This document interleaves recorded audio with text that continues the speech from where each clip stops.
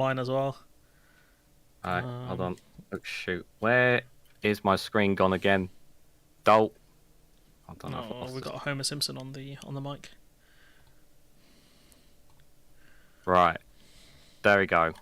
Can everyone just confirm in both our chats you can hear us all right?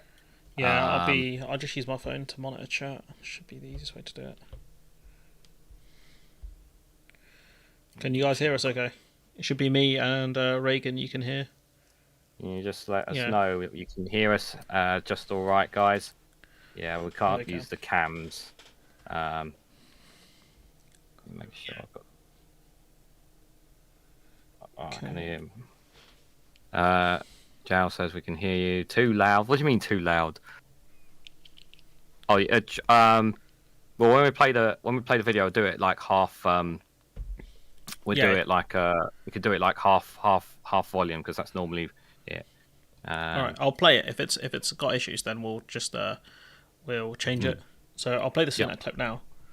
In the last 5 years, our country has fought through the most challenging times since the Second World War. Let me know, guys, if it's too quiet, because it might be a bit on my end. As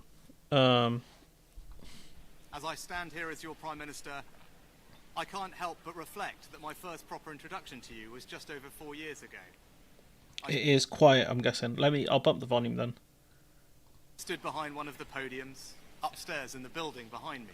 Reagan, let me know how it's going on your end as well, yeah? Yeah. Pagan said it's quite quiet. Alright, I'll boost the volume. This is how's it go? By some government action, but by the small acts of kindness that we showed one another. You met that challenge, and then some, and I have never been prouder to be British. And when I introduced the furlough scheme, I did so not because I saw a country simply in need of desperate help, albeit we were, but because I saw a... Sunak's too quiet. Okay, give me a sec.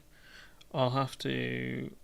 One angry pagan says on my end it's fine, but I don't know what the volumes. But you guys just saying. Might be just my PC volume. Alright, I'm gonna boost it.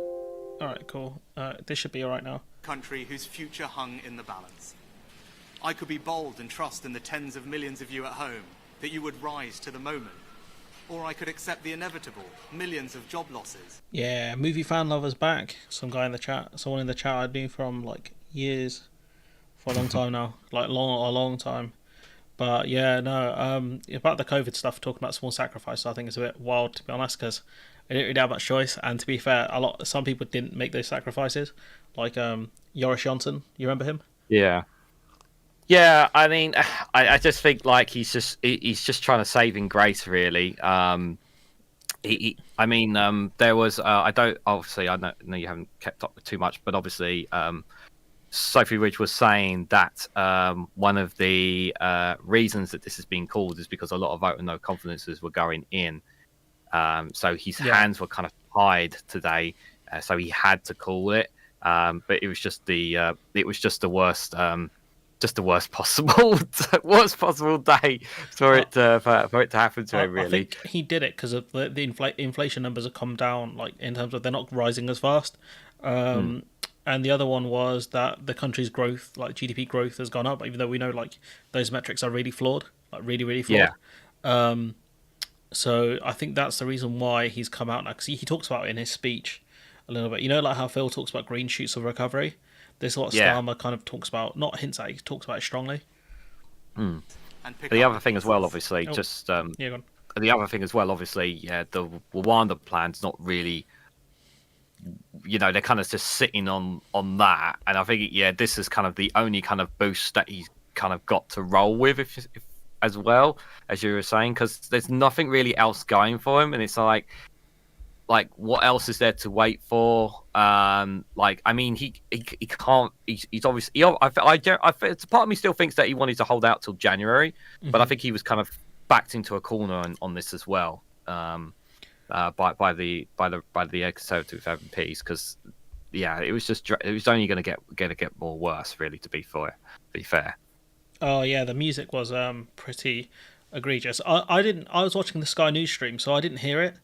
But on some of the other streams where I think their microphones aren't as directional, they might have heard it picked up quite a lot. So because it wasn't like, if you heard the music in the stream, it makes it look a lot less professional, especially when he got caught in the rain pretty bad. Someone didn't check the weather forecast, to be honest. Which I don't know. I think if it was going to give a resignation speech, I think it would be the coolest resignation speech. Because the optics of it would have been just beautiful, like the rain and stuff. Someone, what's her name, Dr. Anna Jaworska, like a trade expert, she posted the gif of, have you watched Doctor Who before? I haven't watched it for ages, to be fair. Did you watch David Tennant's run? I did, yeah, I did watch most. You know when he's like, he realizes it's over and the rain's pouring all over him. She posted the gif of that, and I was like, I've not seen a more appropriate gif than that at any moment, honestly. So yeah, it's pretty good. I did like literally like there. I don't know if you've seen the picture online on Twitter that's going around of him standing in a puddle of a pool full of poo. Yeah. What's his name? Cold War Steve or something like that. Yeah, he posted that. And I took that photo, shared it on the story on Facebook, and played the music. You're effed. Jesus Christ. But yeah, no, it's not wrong, to be fair. He's kind of screwed. Right, let's keep going. In truth, it was no choice at all. I have never and will never leave the people of this country to face the darkest of days alone. And you know that. Blood, when inflation was kicking in, you were like, we're not going to do anything, that's the plan. He left us alone. I will never leave you guys in the darkest days, while I call a general election to leave you in the darkest of days. I will never leave you in the darkest of days. Oh, what's that? You can't turn your energy on. Yeah, it's pretty dark. Can't turn the lights on. Yeah, pretty dark, I know.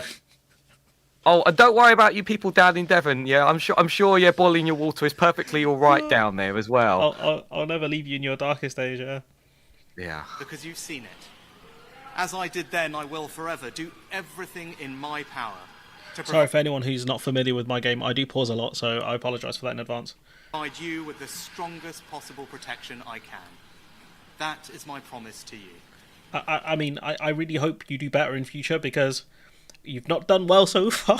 Apart from the furlough scheme, everything else was bad. Like the energy price guarantee thing was bad. Yeah, it was bad.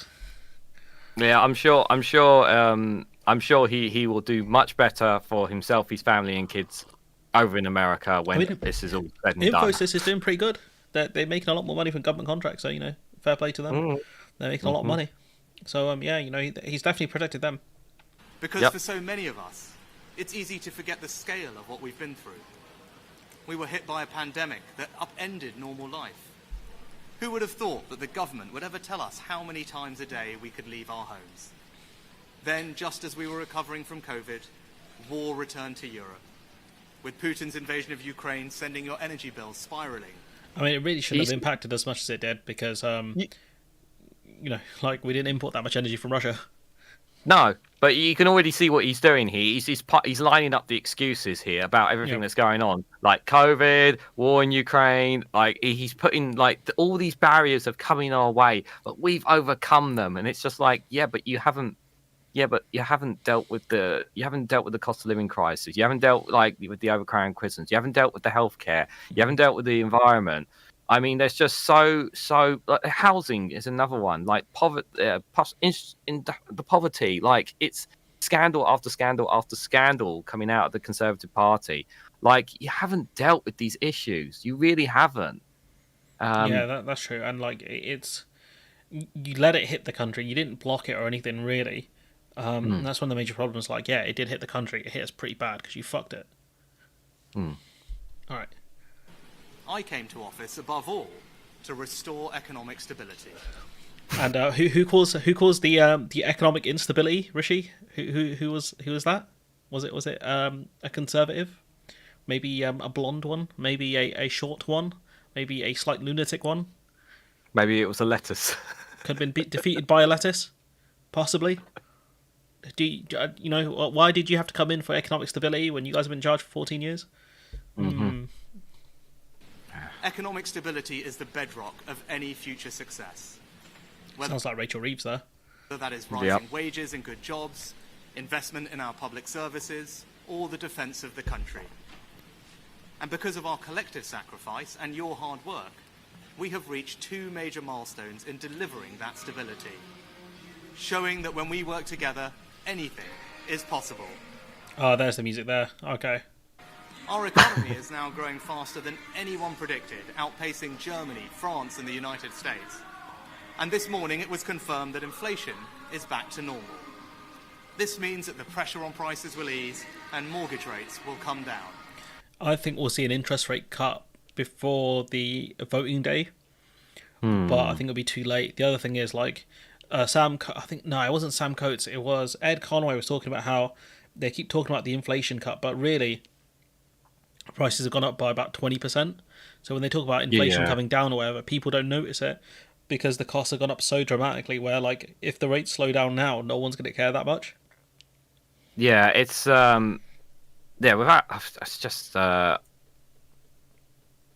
I mean, like, I just feel like these are kind of just like to say, like, we've look what's happened, look what we've done here, and it's really helped, and it's I just feel like it's regurgitating stuff that he's just trying to paint over the damage that's been done from so many things from the Conservative Party.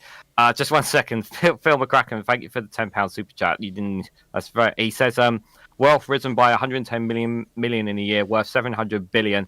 PM of a country can't afford a weather app or an umbrella. Poor fella. Yeah, I mean, to be fair, I think the rain effect's pretty cool. I'm not gonna lie.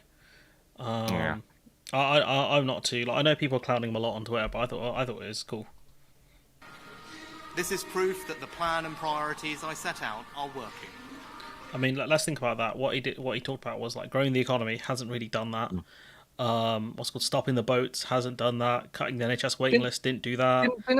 Didn't we fall into a recession? I'm sure we fell into a recession. Technical recession, yeah. And that's what's given us the growth figures, like, because it's based on quarter on quarter, which it doesn't make sense. If you have a bad quarter and then a good quarter, it makes the good quarter look ridiculously good. Yeah. So it's dumb metrics, honestly. I recognise that it has not always been easy. Some of you will only just be starting to feel the benefits. No, we're not. We're not going to feel it because you fucked it, mate. That's why, because you didn't give the pay rises people needed. You didn't deal with inflation as you should have done. You never dealt with the energy companies as you should have done. So no, people are not feeling the benefits. Some, it might still be hard when you look at your bank balance. But this hard-earned economic stability was only ever meant to be the beginning. The question now is how and who do you trust to turn that foundation into a secure future for you, your family, and our country. Now is the moment for Britain to choose its future, to decide whether we want to build on the progress we have made or risk going back to square one with no plan and no certainty. I'm going to go with I'm potentially team no plan, no certainty. What about you, Reagan? What are you thinking? Well, I think, we're in a situation where the system is just not in the interest of its people with the first past the post system. So, while I am very sceptical and questionable about Labour, without a shadow of a doubt, I would rather take my chances with either a Labour majority or a hung Parliament than I would with taking my chances after 14 years of Conservatives. All right, we're gambling. We're gambling, ladies and gentlemen. Mm-hmm. But yeah, I don't know how you can argue about stability and stuff when this lot have not given any of that. Yeah, I mean we are. Sorry, I was going to say we are very questionable of Labour and and rightly so. But we're also tired of 14 years of these lot invading the country. We are so tired of it. I think people have had enough. Yeah. That's the general thing, and I, don't get me wrong. Like we are like you guys on my channel, and obviously Big Maj himself. You know how we feel about Labour, but like we just want something different, and and obviously rightfully so. We will hold them to the fire if Labour do get a majority or a hung Parliament, wherever that will be. We will hold them to account without a shadow of a doubt. But we want these guys gone. We want the Conservatives gone for sure. To amend the words of Kylian Mbappe, we will be there no matter what. But have you seen that quote? Have you seen the sports memes? I have seen the sports meme. I love sports memes. I posted one. There's my other favorite one is this German guy goes, "Another clown humbled," which is my other favorite one, but I've not been able to use it at work because it's a bit too mean. Yeah. So yeah, I'm waiting to use that one honestly, but it's saved on my computer at work. So if they ever go through my files, they're going to find that, and so I don't know how that's going to reflect on me, to be honest. But yeah, I can't remember what we were talking about, to be honest. It kind of deviated a little bit. But yeah, no, I think people are like, I don't think this message will cut through because I think people are just, you can feel it when you're not doing well economically. You can feel it when the weekly shop's gone up, your bills have gone up, your quality of life has gone down. You can't afford as much time off, like to go out and do stuff. People know, like you can feel it, and like even me, like like just going shopping and stuff. You're just like, how much? Yeah, it's you hear it so many, like it's not even like stories that you read online. Like you see it you see it out there, you see it on the, like, I mean, me and my partner, we go to a lot of seaside towns. We like to go to new places, right? And I see some of these high streets, and I see some of them boarded up and whatnot, and it's just like, to me, it's just like, where's the investment? Where's this? Where's the growth and all that kind of stuff they keep banging on about? You don't. It's not just a case of what we read online. It's what we actually see, as well, and what people are generally feeling. I still don't know why some people are going to, like, because I still don't know why some people are intending to vote Conservative. Because there was one person in Dover said no matter what, they were going to vote Conservative at the general election. And I was just like, okay, I understand how you feel about the defection, but like, have you not been paying attention to what's been happening for the last 14 years? I think, but yeah. Oh. Someone put a super chat in my thing, Alexis, saying Sunak leaving people in Devon with the skitters, and then she put some poo emojis. Yeah, he has. I mean, the situation with the water companies, just to touch on that, if that's all right with you, is dire. Have you seen they're putting the prices up to about 92%? And you're like, yeah, what? I was live streaming the Prime Minister's questions, and yeah, one of the questions was brought up about going up to 90%, and obviously Sunak just dodged the question completely. Alistair Keir, thank you so much for the £5 super chat. Is said, great general election, about time. What do you think they? Do you think they went because they will not be as bad as the Tories right now? Sorry, what was that? Hold on, let me read that again. So he says, great general election, about time. Do you think they went because it will not be as bad for the Tories right now?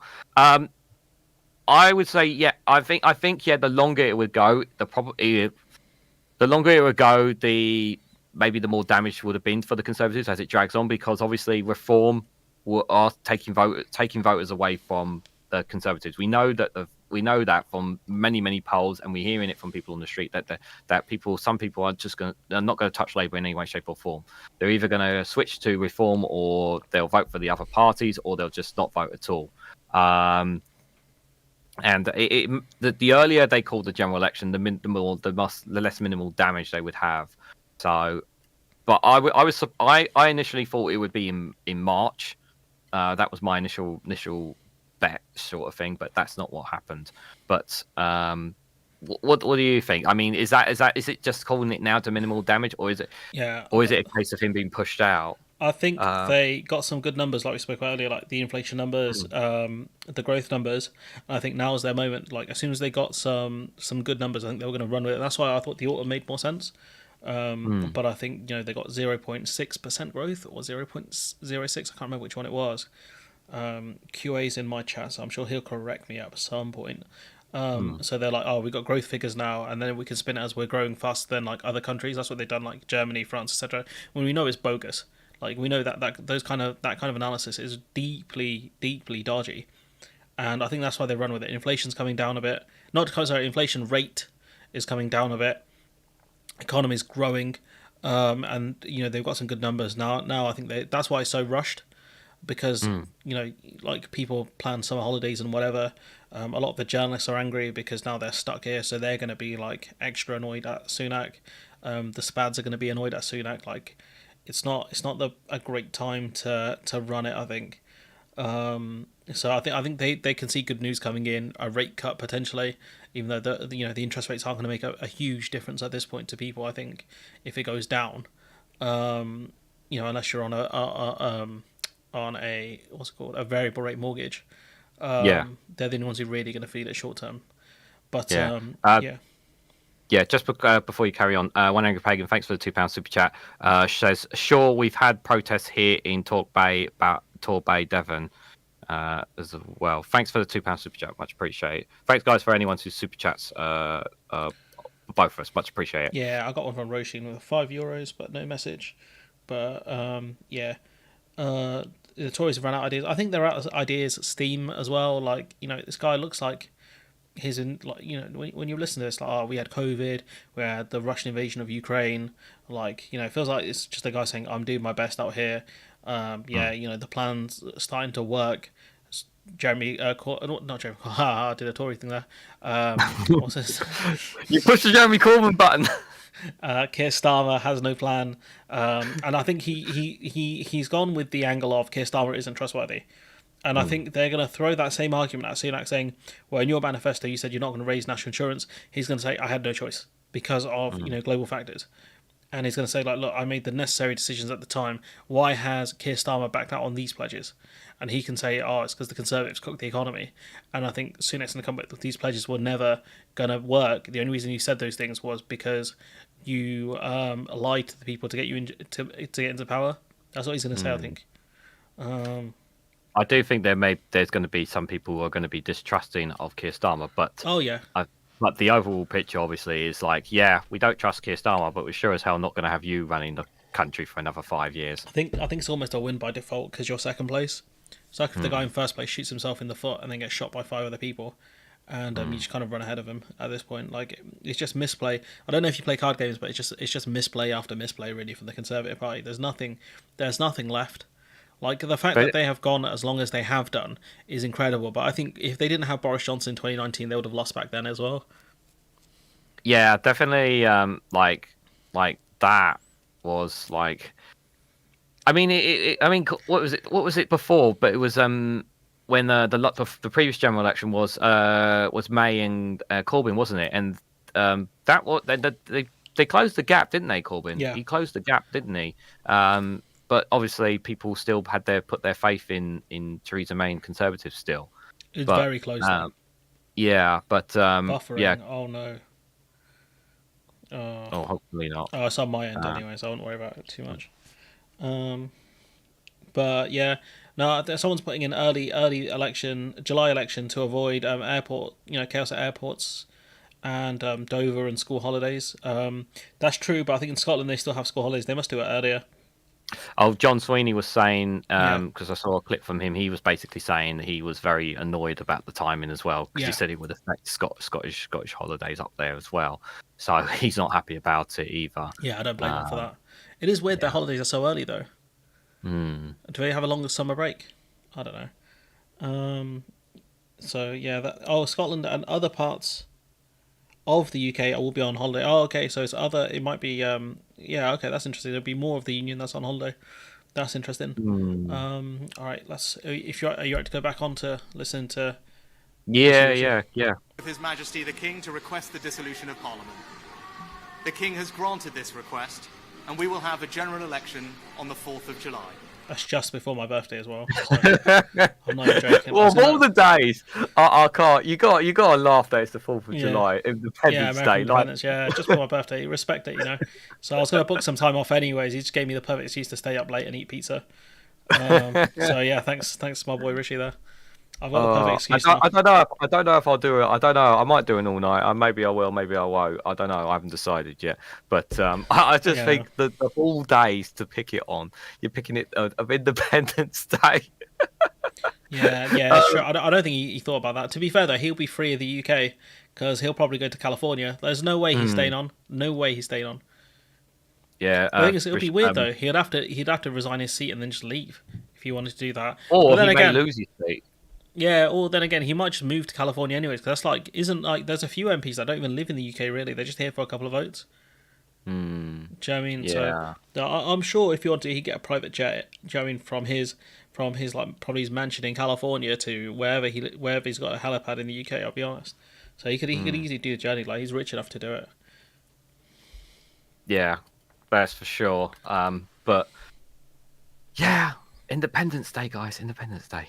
Yeah. This election will take place at a time when the world is more dangerous than it has been since the end of the Cold War. Putin's Russia is waging a brutal war in Ukraine and will not stop there if he succeeds. That war has also made it all too clear the risk to our energy security. In the Middle East, the forces of Islamist extremism threaten regional and ultimately global stability. These tensions are exploited by extremists who seek to undermine our values and divide our society. Like Suella Braverman? Is she one of them that seeks to divide our society? Maybe Nigel? Maybe a Richie? A little Ticey? Maybe? I don't know. But yeah, no. I wonder who he's talking about there, because there are people in the Conservative Party that seek to divide our society. They certainly do. I mean, it's just yeah, we know about the volume all short. We know. Is it bad? Is it bad? Well, it's low, but it's not low enough that they can't hear it at all on my end. But yeah, that's the best we could got. I've maxed it. I know you've maxed it. I know you have maxed it, but I'm trying to think if there's a way for you to boost the volume. I guess we'll have to mess around with this if we do this in future again. Yeah. I mean, I need to look up on how to do dual stream, so this is my first time doing this, guys. So, but I appreciate everyone's patience as well. Yeah, it's all short spoken us. I don't appreciate it. Phil McCracken says volume is fine. Okay. Maybe it's just, but I don't know. Maybe it's your end, but there was a few earlier when we were going up. I know we were playing around. Maxed out, so But China is looking to dominate the 21st century by stealing a lead in technology.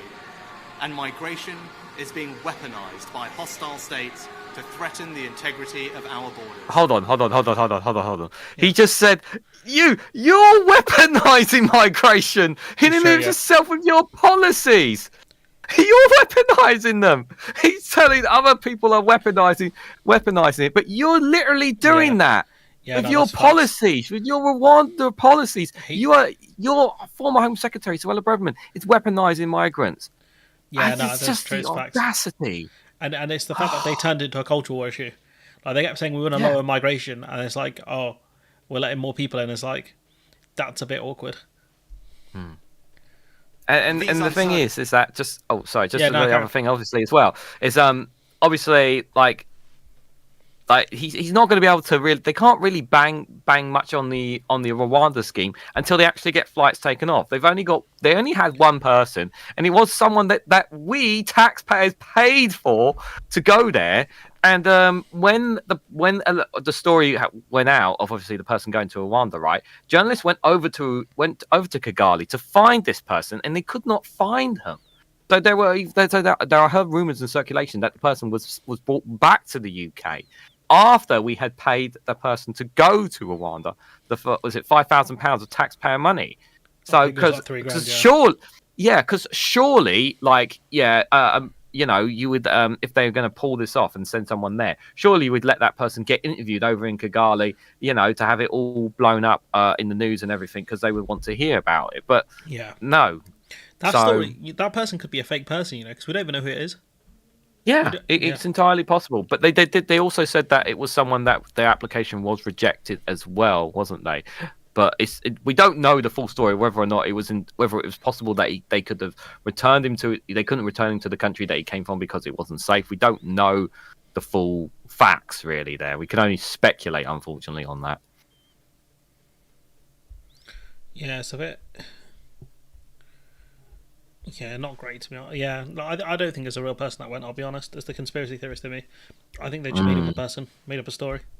Certain times call for a clear plan and bold action to chart Ben Shaw, please don't encourage the term Independence Day. I'm sorry, Ben, but that's not going to go away. Everyone is going to run that to the ground because of the day it was put on. That's just a given, I'm afraid. Do you reckon the recent Autobus is just asking? Do we reckon the recent blood scandal had an effect on this? Yeah, because they don't. He kept saying he's going to pay out the compensation, but he's not given a plan of how to do it or where he's going to get the money from to do it. So I think that's another thing where that's another kind of not hospital, it's like a landmine coming up. It seems like to me it's another. Well, you deal with it, considering you're the ones who are likely going to win this general election. Yeah. You deal with it. Brexit problems. You deal with it. Sorting out the rest of the post office compensation schemes. You guys deal with it. That's kind of how it feels like to me, anyway. So yeah, no, I think that's true because he hasn't got the.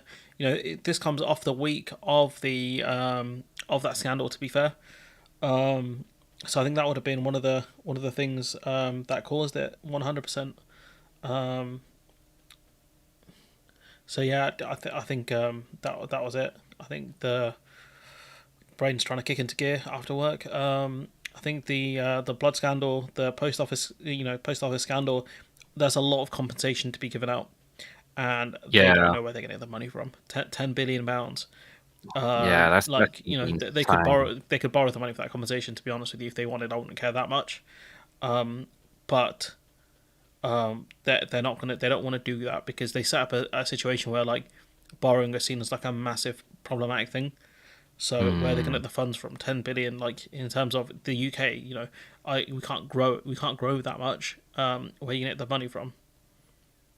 Yeah, Phil McCracken was just saying Paula Venables giving evidence may have played a part too. I don't know if I don't know what to her evidence today played a part in this being called general election. I mean, no, I think it's just a lot of like upcoming problems. Like the post office scandal is getting basically it's getting worse. Like in terms of like you are gonna have to give out compensation. She I think she admitted she lied, right? I haven't played the clip. I've watched a few clips. Yeah. I'm gonna do a live stream tomorrow on that and a couple of other things. I wasn't planning a live stream tomorrow, but I'm gonna do one. Ex post office boss cries as she admits incorrect evidence. Former post office boss Paula Venables, or Venables, whatever you pronounce her name, has admitted that evidence she gave two MPs into the Horizon system in 2012 was not true. So I think that might be, is that contempt? Because you're not allowed to lie. I don't know if she lied to a select committee.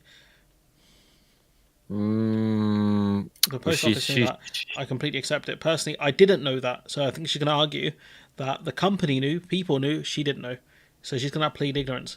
I'm incredibly sorry that it happened to those people and to many others. So I think she's pleading ignorance here. But this is another lot of conversation that's going to be very easy to get. I think they took the government to court. I don't know if they're going to if they have or if they'll do it again. But that's what will happen. I think they would force the Conservatives into long running court cases that will take years, and the government will eventually pay out. But I think the government hope that people die before then. Honestly. That's what happened with this blood scandal. Like people. That's it. I feel like they just kind of just want people to die off before they pay out the compensation. But yeah, I mean, I don't know if you've seen what Keir Starmer was saying in PMQs, but he's what he was saying about all the different scandals. I thought really kind of hit home. About like, because he didn't just bring up the blood scandal, obviously, when he was talking, he said about how the culture needs to change in there. But I mean, he didn't defend Labour in any way, shape, or form when he said it as well. He spoke. I actually agree with LBC's analysis on it. Like, he came across like he was the Prime Minister in PMQs when talking about not just the blood scandal, but all the other scandals that have come before them and how they've not been dealt with over the years. But but both parties are responsible. They've been the ones in power throughout all this, and they both. To be fair, with the blood scandal, like Labour were there, and Andy Burnham did speak about his time in office, as Health Minister, yes, and he did. So it's difficult for them to say, you guys fucked it, when this has been going since the 70s, I think, with the blood scandal. So there was obviously the Labour government before Thatcher as well. Yeah, Keir was very careful with his wording, and he was very Keir on a first name basis. Keir Starmer, sorry. Me and Sir Keir. Me and little Keir. He was very careful with his wording and the way it was coming across in it about it. I will say that, though. I think it does. He talks more like a Prime Minister than Sunak ever does whenever he, in that PMQs. I think it does make you look better when you admit, like, it's a scandal that both parties kind of presided over, and so you're saying, like, well, it is everyone's fault, but I'm gonna deal with it. I think that's a much better look than saying, "Oh, you guys done goofed," when like it wasn't kind of like that, if that makes sense. Yeah. So yeah, there's that. But I words. I think that's always better to do something like that, if that makes sense. So I'm trying to think. So yeah, it's a low bar, to be fair. Like Sunak's very petulant at times, especially I think in PMQs. Like he does come across like, like he drives me up the wall. No Justice said he reminds her of Will from In-Betweeners. I mean, when she was covering Sunak on Loose Women, I was like, "Oh, girl, you are just gonna be pulling your hair out." Yeah. Oh. I can't lie. Briefcase wanker is such an appropriate nickname for him. I'm sorry, chat, if anyone finds that offensive. Yeah, he just is. He exudes Will energy from In-Betweeners. He is so arrogant. He will not. No ownership and responsibility for anything he does under any circumstances. No matter how much is thrown in his face, he will never accept that he has done anything wrong, Sunak. No matter what. It's never the rich kid's fault. It's always someone else's. Force to a secure future. You must choose in this election who has that plan, who is prepared to take the bold action necessary to secure a better future for our country and our children. Now, I cannot and will not claim that we have got everything right. No government should. But I am proud of what we have achieved together, the bold actions we have taken, and I'm confident about what we can do in the future. We've tackled inflation, controlled debt, cut workers' taxes, and increased the state pension by £900. We've reduced taxes on investment and seized the opportunities of Brexit to make... What opportunities have you seized, big man? Did you see they were talking about outside dining? And I'm like, bro, I can go into my town centre and there's literally outside dining. There's a cafe that opened up last year. They've applied for a licence for outside dining. If you go to Soho, I think there's lots of outside dining. So I don't know which Brexit benefits is he talking about. Maybe more red tape is a Brexit benefit. I don't know. I've not we're still waiting for. We were told. Well, we have to wait 50 years. Remember, that's what Jacob Rees-Mogg said. We have to wait at least 50 years for the Brexit benefits to come through. So we have to give that benefit. No, we don't really have to give that benefit of the doubt. To be fair, I don't think YouTube will be around in 50 years. I ain't got that much that long to wait. I mean, we're still waiting for the CPTPP, whatever the trade deal's name is, as well, to come through. As well, and obviously British farmers are feeling a lot better off after the New Zealand and Australia trade deals, aren't they? Yeah. Yeah, I'm not feeling these. I'm not feeling these benefits. I'm still, and they refuse to acknowledge the problems surrounding it. Every now and then there'll be a couple of conservatives will say something, but they just try and play it down still, and it's just like. You're going to have to accept it. I do wonder, though, when all things are said and done after this general election, are Labour going to acknowledge?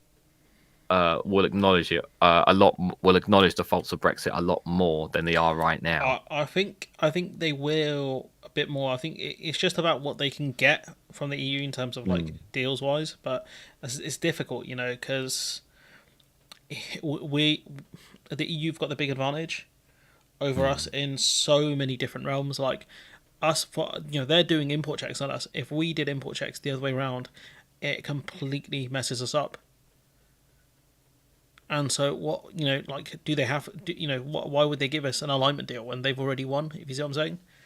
And so that's where it comes into play. A lot of the original agreements were there because of Northern Ireland.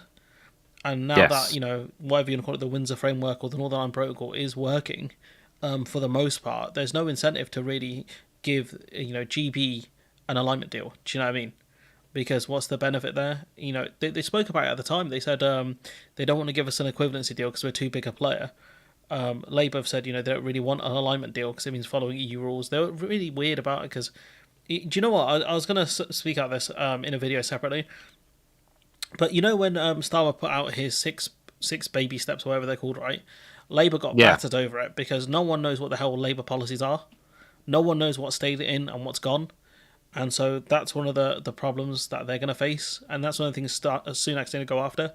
So when it comes to like fixing Brexit problems, I genuinely have no idea. That's what pisses me off the most, because as a person who really is meant to know some of this stuff, you don't know what they're keeping and what they're getting rid of until the manifesto comes in. And one of the things that Sunak has done by calling a jump election is it kind of forces Labour to scrap together a manifesto. So either they keep in some of the stuff that's going to cost money, and that way you say, oh, how are you going to pay for it? Or they junk the stuff that's going to cost money, and it's, I told you so, he's untrustworthy. I told you he's got no plan. How's he going to do this? How's he going to do that? So him calling a snap election, I think tactically makes actually some sense, when their manifesto is going to be pretty basic, the Conservative one, I'll be honest. They're going to put the ECHR stuff in there, a couple other bits and pieces. But yeah, who needs who more? Well, you need us more than we need you. That's what I've heard. We can't get anything for. We have to offer something to the EU. We can't just have what we have before. We know that. Like we can't. It's not just like I do think we will have warmer relationships with the EU with a Labour government than a Conservative one. That's for sure. But will Labour be able to at least do something about reducing the red tape that's going to be incoming? Because either way, they're going to have to. Introduce the controls at the Dover border at some point. They can't be doing what the Conservatives have been doing. They've been kicking it down the road. Trust me, bro system. Yeah, that's what the Conservatives use. The trust me, bro system is like, what's in there is like not cigarettes or tainted meats. It's like, oh, okay, cool, go ahead. That's what we've been doing. Yeah. Shall we hear the rest of what he has to say then? Yeah. To grow a business, put record amounts of funding into our NHS, and ensured it is now training the doctors and nurses it needs in the decades to come. They've literally capped medical places, so that's not true either.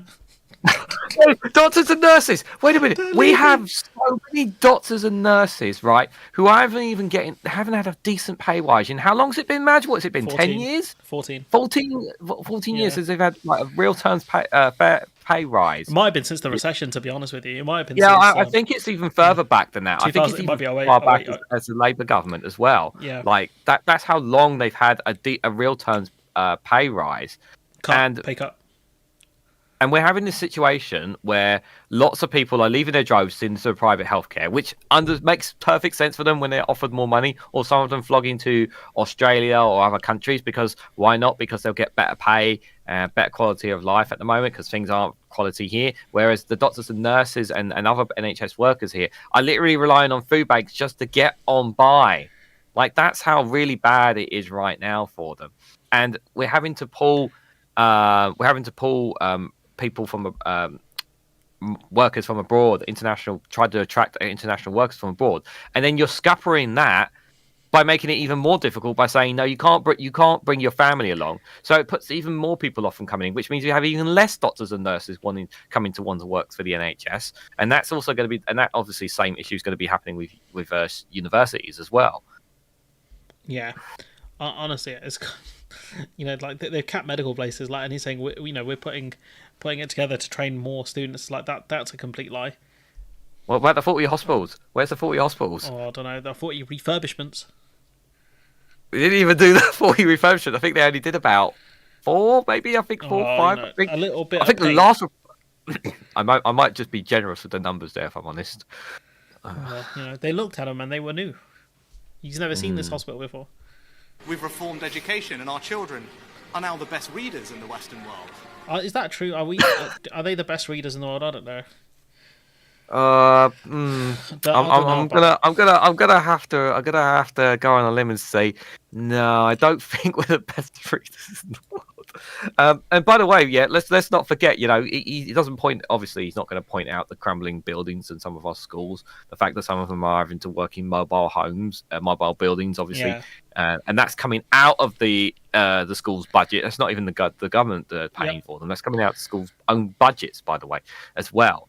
Just to add insult to injury to our education system, and while also taxpayer money is going towards private education as well, which is quite talking about kicking in kicking us down, kicking our children down when they're already struggling as it is. And we're trying to obviously, and I still think we're still trying to recover these kids, obviously from the COVID pandemic, obviously, trying to get them back up to the same level as other kids. I don't think I think even if we had a competent government, you probably wouldn't be able to recover the loss of education that they've had during the lockdown. That's why I found Labour's pledge of recruiting 6,500 teachers really funny, because it's like what a year. Is it like a year, or every 6 months, or what's the time scale you're going to recruit 6,500 teachers? I bet you that they might be trained like a lot of teachers every year, so it's pretty funny, that one.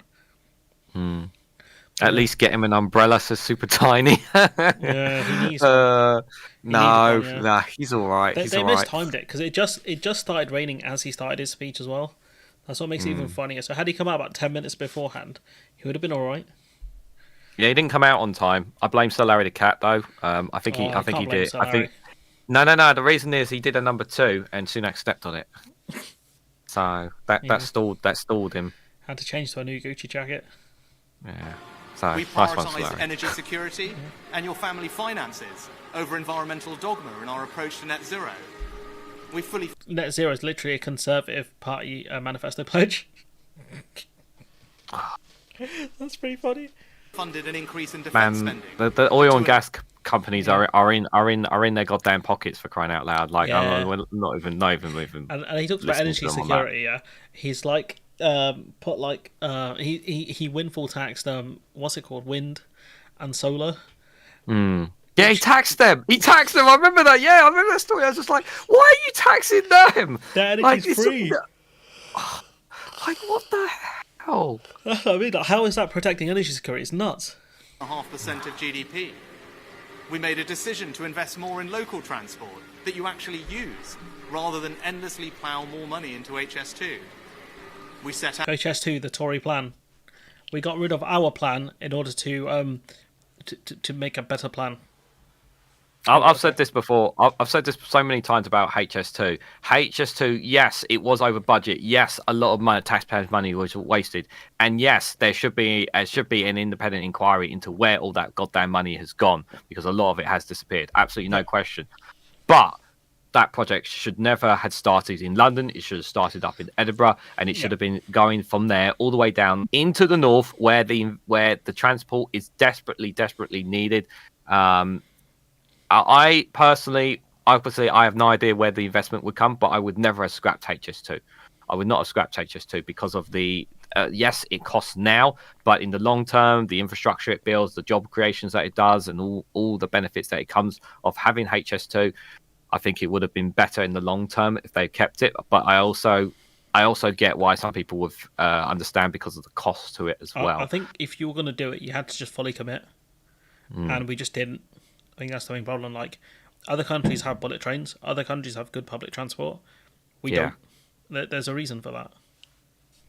Yeah, I think thinking about HS2, like, I just think, it just would have been so beneficial in the long term. Yes, it would have cost us so much money, but it would just been so good, especially up the north of England, and that connection to Scotland as well, from all the way up in Edinburgh. It would have been so good for the north. Really would have been. Yeah, especially when you look at the EU kind of trying to connect up different capital cities in the different countries. Oh yeah, with their high-speed network connection map. Yeah, it looks amazing when you see it. We can't even connect Newcastle to London, but they can connect bloody Lisbon to. Well, you can get a train from London to Newcastle. It's just a long train journey. Oh yeah, it's just washing up. There's a lot of changes and stuff. Like, if you think about it, like, they can take trains wherever. Like, Scandinavia is pretty well connected, I think. Just ridiculous, honestly.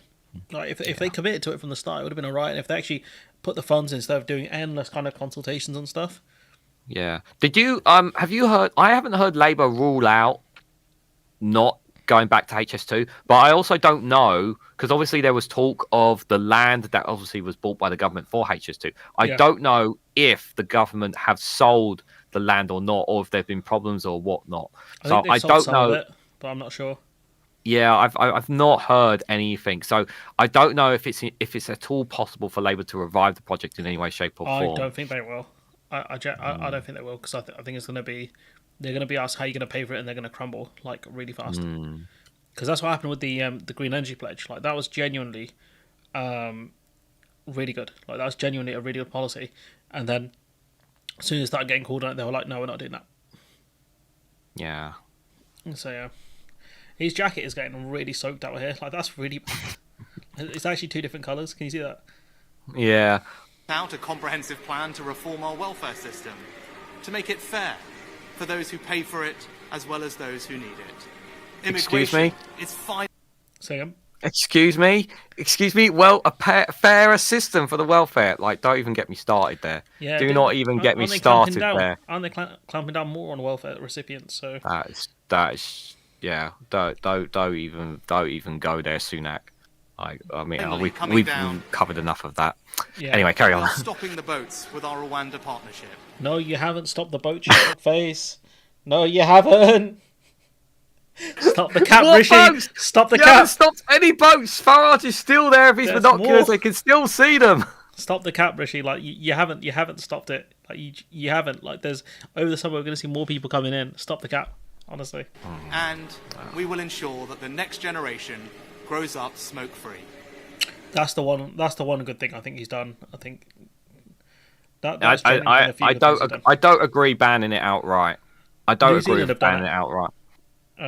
I don't think banning it outright is the right call. I have no problem with making it very difficult and maybe expensive for people, but I don't think banning it outright would stop people smoking. But I could be proven wrong. It's age limiting, so certain people. Like, it'd be a bit weird if you're 30 and the person who's also like 31 or something can buy cigarettes and you can't. But I think that it might not be the best thing, but at least it's something where he has changed things, with the intent of things that will actually make things better. The consequences of it will be a bit dicey, but I think it's not the worst policy. Like if Labour put that through, I don't think anyone would be like, "Oh, that's terrible." Mm-hmm. Apart from the tobacco companies, but never mind them. They'll find something else. They'll sell weed or something.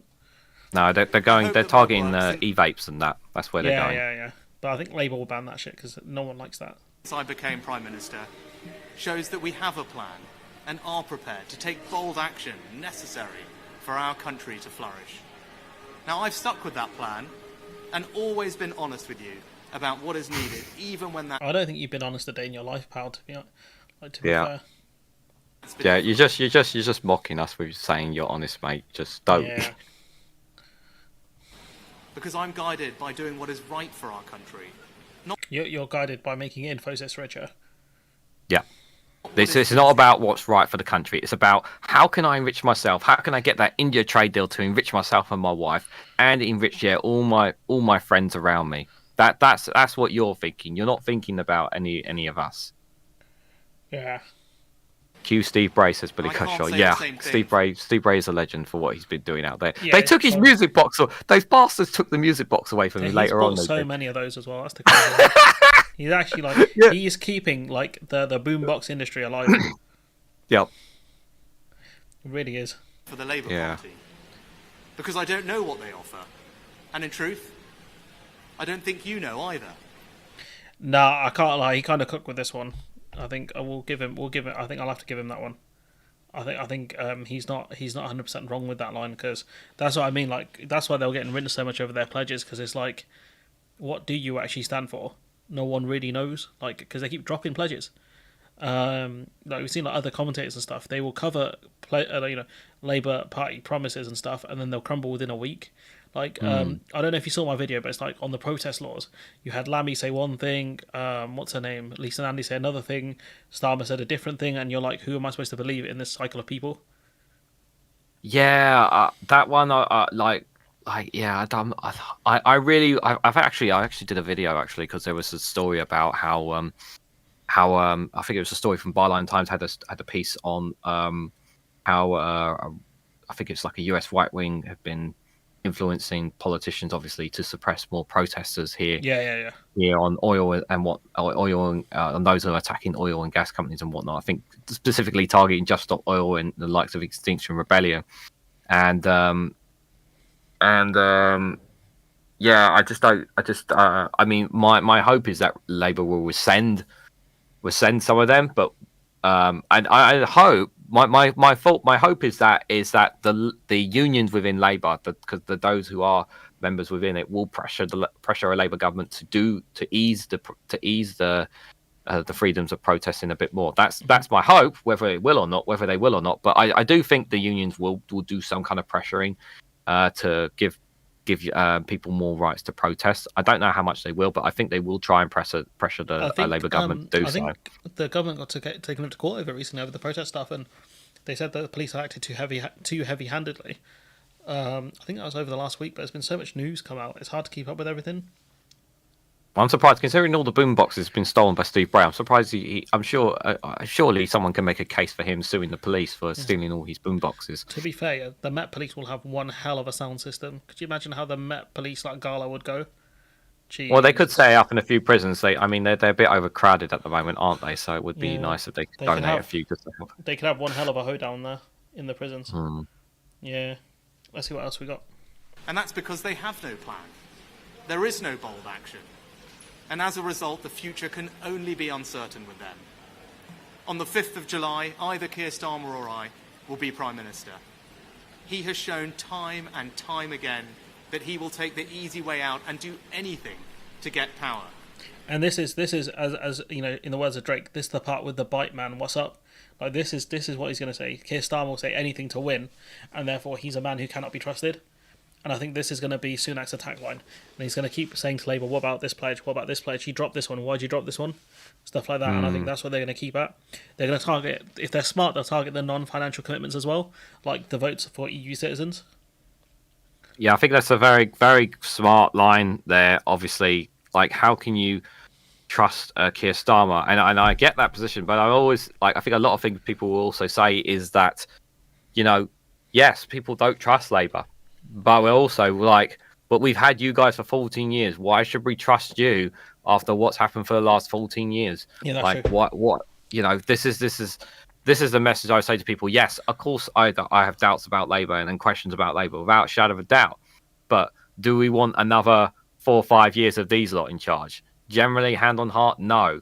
But it's about winning those hearts and minds over. But I honestly think there's one of the things that that's going to play a factor into this general election, and I really want to hope someone asks Sir John Curtis, because I really want his opinion on this, as how they are going to factor in when they make their next lots of polls, how they're going to factor in voter ID at the general election, and how that's going to play a part by what predictions and that, because the only analysis they can go by is by what local elections I have, and obviously local elections, general elections are not the same. The other thing they can look at is how many people have valid IDs and stuff, and who has valid IDs. That's the thing. I think they might try and cross-reference it. But it'd be very difficult to do that, I think. Sorry, just quickly. Alistair Keir, thank you so much for the 5 gifted memberships to Ben, Regine, Mark, Gunnarsson, Jimmy Tuskell, Robert Saxon-Nask, and Sargon McEnvy. If I mispronounced any of the names, apologies. Thank you for the 5 gifted memberships. That's really kind of you. Sorry, guys, if I'm not talking like I normally talk to you guys. I'll catch up with you guys. I'll catch up a bit later on. But let's listen to the rest of this. Yeah. If he was happy to abandon all the promises he made to become Labour leader once he got the job, how can you know that he won't do exactly the same thing if he were to become Prime Minister? Yeah, these are decent attack lines. He's just, the thing with Sunak is he's deeply unpopular. So I don't think these will land like in any other election cycle. I think these would be good pledges. I mean, not good pledges, good attack lines.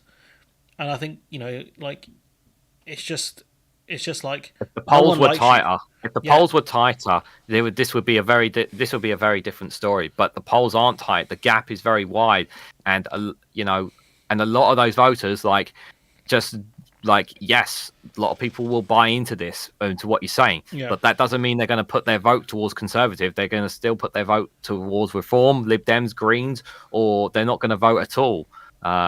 If they don't trust Labour. I think it's like this, the voters might not like Starmer, but they hate Sunak.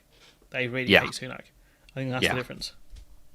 Yeah. 100%. If you don't have the conviction to stick to anything you say, if you don't have the courage to tell people what you want to do, and if you don't have a plan, how can you possibly be trusted to lead our country, especially at this most uncertain of times? Over the next few weeks, I will fight for every vote.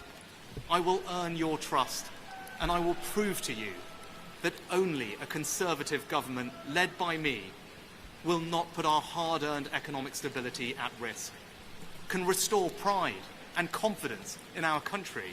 I mean, who destroyed the pride and confidence in our country then? Who's done these things?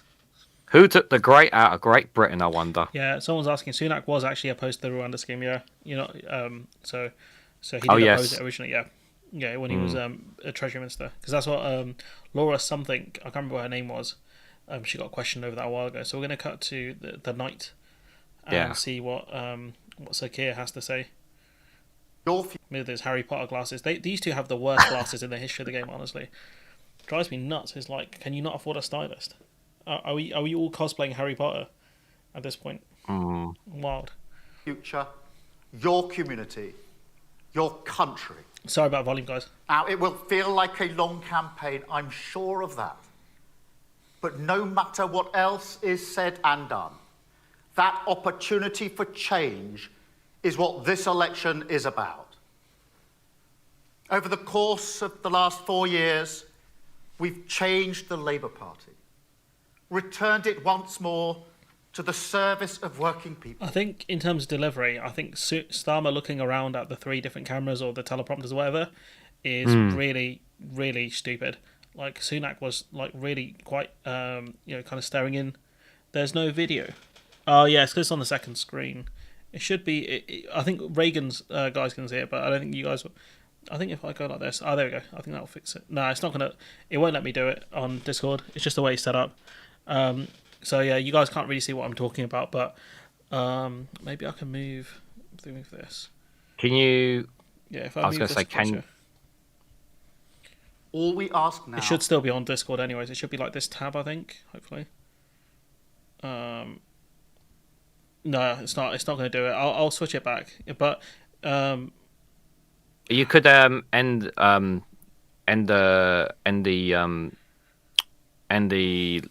your not end the live stream, but end the watching here, and then open up a new one, maybe. Oh yeah, that could do it. Yeah. Stop streaming and then share screen. And then 1 second, guys. I've just got to find. Yeah, there we go. Yeah, no, it's good. Call that. Yeah, there we go. So look, I'll just go back and show you what I'm talking about. So he's looking central, and then he looks to his left, and then he looks central again, and then he should look to his right. Yeah, he looks to his right there, and it's like, who are you looking at, big man? He should be looking straight. He should be looking straight at the camera in front of him. He doesn't need to look at left or right. He should be because that's where you are addressing the entire nation. You don't need to look anywhere else. Just look straight down the camera in front of you. You don't need to be looking anywhere else.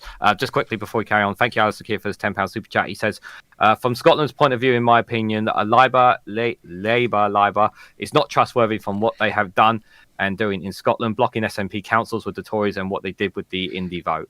Thank you so much for that £10 super chat. Yeah, totally agree with what you said there. I will be. So I know the SNP are in a fair amount of trouble right now, but I think if Labour do win in Scotland, it's going to cause a massive problem in terms of in Holyrood. I'm talking about specifically. It will cause massive problems because the SNP have blocked some of the parts of austerity. And you can't have it. So, there's Labour in it, and then Labour in Scotland, Labour in England.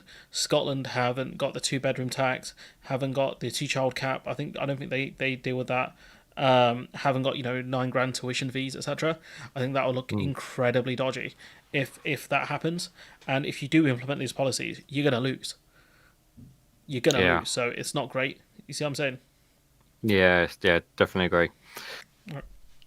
Let's keep going. Exactly the same for our country and return Britain to the service of working people. To that purpose, we offer why you should change Britain with Labour. 1, because we will stop the chaos.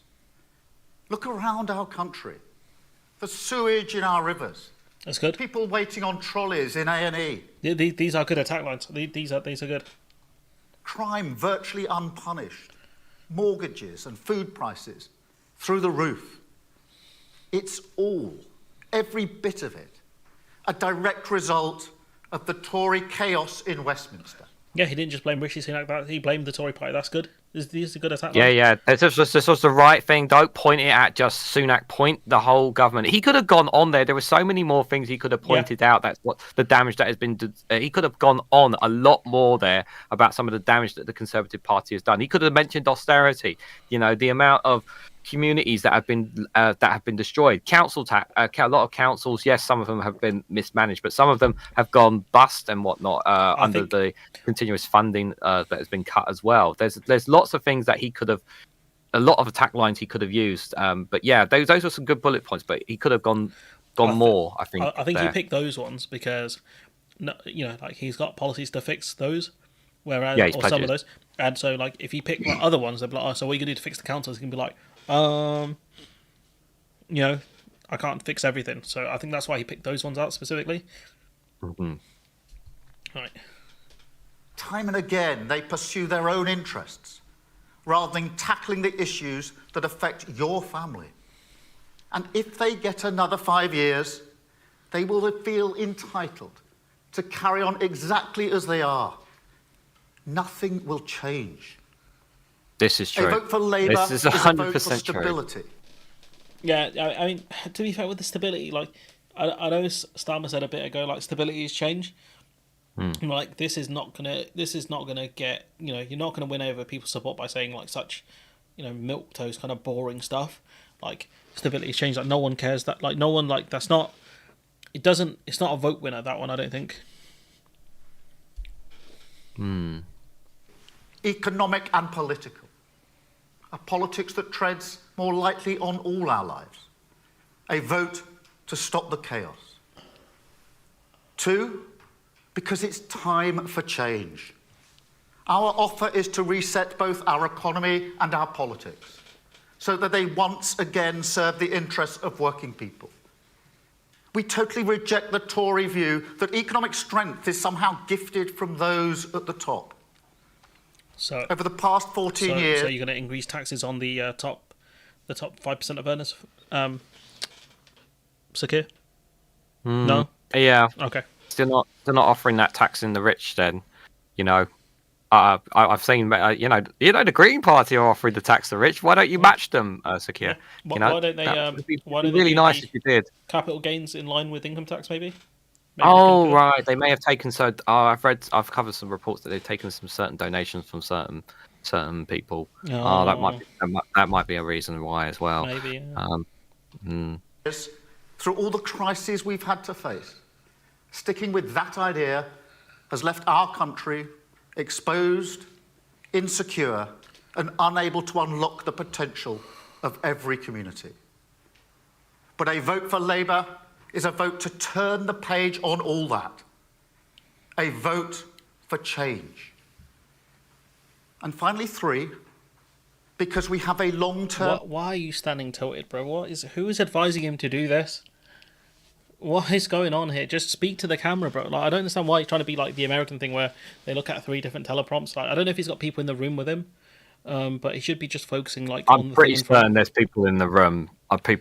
But yeah, whoever's advising him to do this will obviously. I'm sure someone will say later on this was not ideal. Yeah. But hopefully, yeah, because it doesn't look very. Yeah, it does feel very American, doesn't it? Yeah, I agree. And at least when the Americans do it, they're in like big stadiums and stuff. He's probably in a room with like -5 people. Plan to rebuild Britain. A plan that is ready to go, fully costed and fully funded. We can deliver economic stability, cut the NHS waiting times, secure our borders with a new border security command. Again, that's not gonna do it. That's not it. You need the returns agreement. That's the only way to stop it. You need the returns agreement. It's just a gimmick name. Zoe Gardner literally said this, and Zoe Gardner literally said it's just a gimmick name. It's not gonna it sounds cool, but it doesn't really change. We have the command team ready to stop the boats, sir. Sir, we are ready to stop the boats. And he'd be like, "What are they gonna command? What exactly are they gonna do? Command? Exactly. We command you to turn around and go back to France. Sir Keir commands it. It's stupid, honestly. Well, if it was up to Ben Habib, they would cut the boats and let them drown in the ocean, wouldn't they? If it was up to Ben Habib. Ben Habib's a prick, and then he denied saying that. And I'm like, no, I know. Ben, just stance up. Just that's what you said. Just accept it. You'd probably get more props from right wingers for saying it. British Energy to cut your bills for good, tackle antisocial behaviour, and get the teachers we need in your children's classroom. Again, 6,500 teachers. How far is that going to go? Not very. But most importantly of all, we do all this with a new spirit of service. Country first, party second. A rejection of the gesture politics you will see in this campaign, I have no doubt, from the Tories and the SNP. Oh, why? Have you seen that 50 Cent? It's like, why did he say "fuck me" for? That's gonna be the SNP. That's gonna be Swinny right now. Why did he say "fuck me" for? He's just taking a cheap shot at the SNP. I was just like, he said that's what he did. John Swinny. He's gonna do the 50 Cent reaction right there. I'm well aware of the cynicism people hold towards politicians at the moment.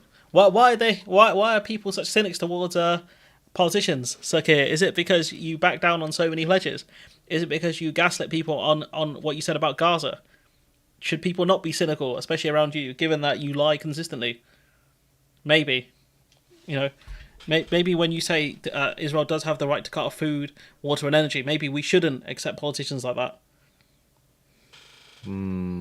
Yeah, that was not a very good spot for him, to be fair. No, it wasn't. But I came into politics late, having served our country as leader of the Crown Prosecution Service.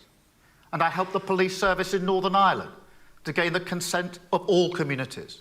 I think the PSNI are pretty good, to be fair. Like, they do have issues here and there, but it's a really toxic situation. And I think Starmer did play a role. I don't know how big a role he did, but he did play a role in getting the PSNI set up. So he does deserve credit, I think, with that. So yeah, he doesn't really talk up his record enough. But again, his role at the CPS was mixed when what did he do? He was very heavy-handed with some of the London writers. Someone's asking on your stream, is that Big Maj as guest? It is me as guest. Yes, Billy, that is, yes. So we're both live streaming on both our YouTube channels. So just a quick plug, if you guys haven't, please hit like buttons and share our streams across social media. All that stuff, guys, it really does help support our channel. So doing any of that stuff, guys, makes a big difference.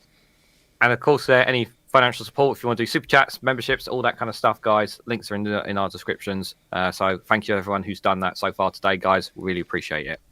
Yep, saved me from saying it. No, I endorse Reagan Elite's message there. Any kind of support is very much appreciated. Service of our country is the reason and the only reason why I am standing here now asking for your vote. And I believe with patience, determination, and that commitment to service, there is so much pride and potential we can unlock across our country. So here it is, the future of the country. Sounds like he wants to get out of there. So here it is. It's like finally I've gotten to the point. Like, I'm gonna get there. He's been speaking for like less than 5 minutes, and he's like, "Oh, I'm so done with this already. I want to go home." In your hands. On the 4th of July, you have the choice, and together we can stop the chaos. We can turn the page. We can start to rebuild Britain and change our country.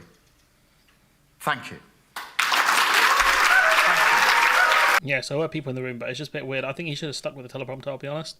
So what do you think then overall, if we do initial thoughts on both speeches? If you do the speeches themselves, like, in isolation, then we can talk about what we thought, like, in the context of, like, both the leaders, I guess. I thought Sunak had some, as you said, he had some good punchlines there on Keir Starmer specifically. Like, obviously, that you can't trust Keir. You like he's backtracked and on things and whatnot, so you can't trust him on those fronts. And I think there were some very good punches in Sunak's speech on them. However, he and him obviously bringing up furlough is the one thing that, regardless of, like, because we are in politics, and then here in the chat, we know obviously we know that it's not entirely Sunak that introduced the furlough. But the general public will see that, well, regardless of things, that they know that Sunak is embedded with the reason that we had the furlough scheme, and then they always say, you know what, yeah, I don't like. Some people will have this premise of, you know what, I don't like Sunak, I don't like Conservatives, but to be fair, the guy did introduce the furlough scheme. That will be something that they will push on people as well, saying that he's done that, he's made a difference to. He helped a lot of businesses in that time period, so that is something that Sunak can kind of bang on about as something that he has achieved.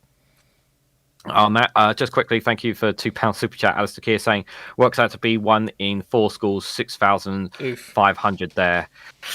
Oof. And we don't know what timescale is that. Over 5 years? Is that over 1 year? That's what I mean. Like, it's a really dumb throwaway target he put out there. Yeah. But to be honest, yeah. That's really the only kind of real thing I think Sunak has got going. I mean, he can keep going on banging on about inflation all he wants, but. Yeah, but economists will obviously point out that it's not entirely him, and it doesn't mean that prices are going to go down. It's just, obviously, as just to remind people, if you don't know, it means that just prices won't rise as high, as fast as they would with the inflation. That's just the gist of that. And the economy hasn't really changed. It hasn't, we had a temporary recession and whatnot. So, and he was recovering off the back of another Conservative Prime Minister who crashed the economy, and that nearly had the bust on pensions, people's pensions that the Bank of England, thank God, had saved as well. Thank God we had the Bank of England. Oh my God, thank God for the Bank of England. If we didn't have that, my God, I mean, I would have hate to have thought. Think of what would happen in that instance for sure. So he's coming off the back of that, but not really. They're not, and it's and the other thing that I think people don't always forget as well is that even though he's not the Prime Minister now, people will remember Partygate. People will remember that. People will remember Partygate, and they will remember that they never got the chance to cast their vote at the general election to kick the Conservatives out. For some of them, some people will vote against the Conservatives not just to get rid of them, but because of what they did during that time during lockdown. And regardless of where your political allegiance is, if you are someone who lost a loved one during that time, did not get to say goodbye, and then you see Conservative politicians partying, having a good time, and all they got was a slap and a fine, you are going to feel that for the rest of your life. You're not going to let that go. Doesn't matter where your politics or allegiance lie or any of that stuff. That's going to scar people, and it's going to be remembered by people for that. Phil McCracken, thank you so much for the £10 super chat. You guys have been really generous on my channel today. You really are. Alistair Keir, for Alistair Keir's Carrying Out Fund. Okay, thank you, Phil, for that. That's really nice of you. And just quickly on Keir Starmer's speech, because I hadn't listened to the full speech. I thought, yeah, absolutely. I don't know why he wasn't staring straight down the camera. It made total sense for him, but obviously he was talking. I think he was more talking to the audience around him rather than talking to the camera. That's definitely what he was trying to do there. I think that was I think that wasn't a very good ideal from him. He said a lot of things that obviously hit home, like time for change. Like, this is a time for change and whatnot. You've had this lot in charge for 14 years. You're just going to get the same status quo. And a lot of people will feel that. A lot of people will be saying, you know what? Yes, I can. A lot of people will feel and understand what Keir Starmer has said there in the terms of, you know what? I'm tired. I'm fed up of this. And I do want change. I do want something different. And maybe that will turn more people to vote for Labour, just on those premises alone. That call for change, it is a change because you are not voting for the same political party. Yes, there are we've established obviously the doubts and the questions about Labour, but you're not voting for the same political party that you've had in the last 14 years if you choose to vote for Labour. That is the premise of that. But mixed results for both of them. I would say on them. What did you think of both speeches then? Sorry, one second. I just want to get some paracetamol quickly. No, I thought I was still listening. Don't worry about it. I was still listening. I can still hear you wireless. I think Sunak's was better. I think he was a lot more composed. He looked a lot more confident delivering that speech. obviously is directed at us, the viewer, rather than at the people in the crowd, wherever Starmer is. He landed some good punches there. I think Starmer was a bit more general. I think it was okay. Starmer's one. I think Sunak's one was a lot better. Both pretty mid in terms of it's a mid off, really. But I think I'd probably give points to Sunak in isolation, if we're judging speeches. In terms of as politics things go, Sunak saying, we went through a lot. It wasn't really my fault, but we did our best. And things are on the mend when we know things aren't. Whereas Starmer saying, it's chaotic. Things are pretty bad. At the moment, and that's the Conservative Party's fault. So I think that in that context, I think that was pretty good. I think it's just. Sorry, I was just going to say, in terms of speeches, I think we also add context here as well, is that for those who've come in who haven't heard the speeches as well, we have to remember that both Keir Starmer and Rishi Sunak I don't think neither of them were prepared to do these speeches today. I think Sunak was. I don't think Sunak's had all day to prepare, because you can tell by his delivery is a lot smoother than it is, and I think that's one of the reasons why he took a while to come out. I think he was practicing his speech. Do you think so? Because do you think he only found out today or a few days ago that he was going to be calling this? Do you think? He might have found out today, but I think he must have. Surely someone would have leaked it a day before or whatnot. Because normally when things are certain in the Conservative Party, it gets leaked. But this did not get leaked. It might have been Labodo. Labodo might have told him it's time. He might have told him last night it's time, and that's why he called in a load of the ministers today to tell them it's time. So yeah, interesting this for sure. Obviously we'll wait and see what the manifestos are going to be, I'm sure both of us are going to be deep diving into them with a fine tooth comb. That is for sure. Someone's asking. I don't think he had a call from the 1922 committee. I don't think they had the numbers to get rid of him. Honestly, I don't think they had it in them to do another leadership contest. I'm going to be signing off anyway. So if I don't know how to do raids, but if you guys want to follow Reagan, just click on the @ button. It says @Reagan on the live stream thing, the title, and just click on that. There might be a chat. Yeah, I've got stuff I need to, but I can chat for a little bit on my Discord server. I'll probably be on in a bit, but I need to go because I have work tomorrow, unfortunately. No, that's all right. I'm gonna. But if you guys want to come over to mine, I'm gonna be covering. I'm just gonna cover 1 or 2 clips on it as well. Just hear from Ed Davies and Stephen Flynn, and a bit from John Sweeney. Is that the SNP leader? I did get the name right, didn't I? Yeah, Sweeney. Yeah. So I'll just get a couple of.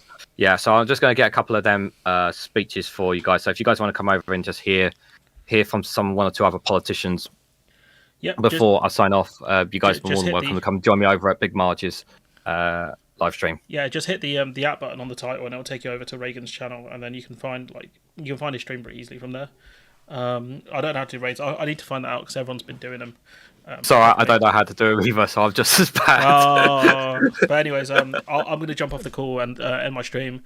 I'll catch you lot soon. I'll probably do some more. I'm going to try and do some more content soon. All right, see you, Reagan.